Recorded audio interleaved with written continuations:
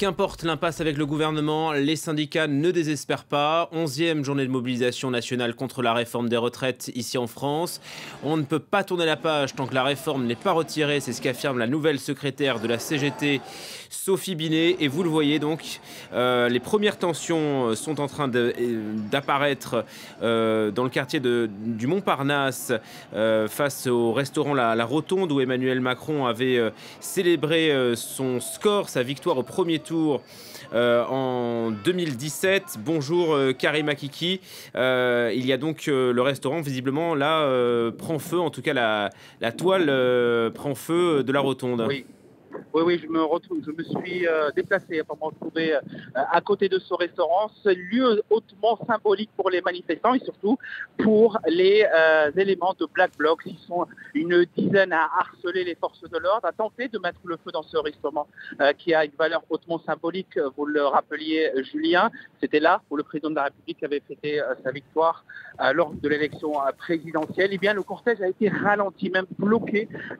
Les manifestants marquent le pas. On a dû remonter assez rapidement, presque en courant, pour pouvoir arriver à ce point de fixation. Le point de fixation entre les forces de l'ordre et quelques éléments radicaux comme les Black Blocs, eh bien, en maintien de l'ordre, ce sont les brigades des braves M. Vous savez, ces brigades qui ont été décriées lors des précédentes manifestations, qui sont à la manœuvre avec les CRS et les gendarmes mobiles, un face-à-face tendu pour l'instant qui oblige le cortège à marquer le pas. On est en train d'essayer d'avancer pour voir un peu si on peut aller jusqu'au bout. Je peux vous dire que les manifestants ici sont très déçus de ce point de tension entre les forces de l'ordre et certains éléments radicaux comme les Black Blocs. Ils disent qu'ils ne représentent pas l'esprit de cette manifestation. Ils souhaitent que cette manifestation aille jusqu'au bout en bon ordre. En attendant, ils restent toujours mobilisés.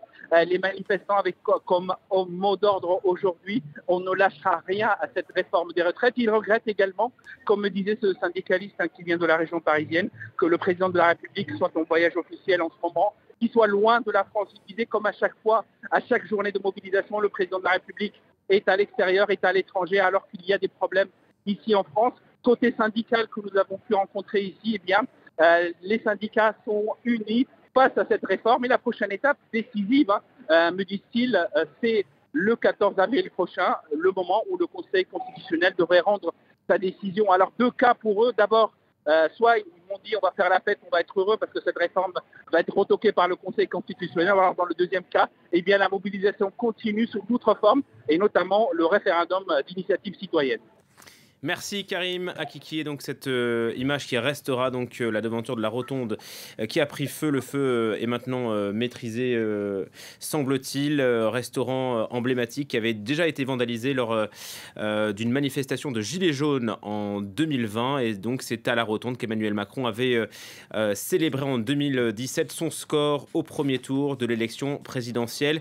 Le gouvernement qui craint de nouvelles violences depuis quelques jours, il attribue ces tensions à l'ultra-gauche, que ce soit donc lors de ces manifestations contre les retraites ou contre les méga-bassines. Rappelez-vous, il y a 10 jours, les affrontements avec la police ont été extrêmes dans les Deux-Sèvres. 4 plaintes ont été déposées contre les gendarmes.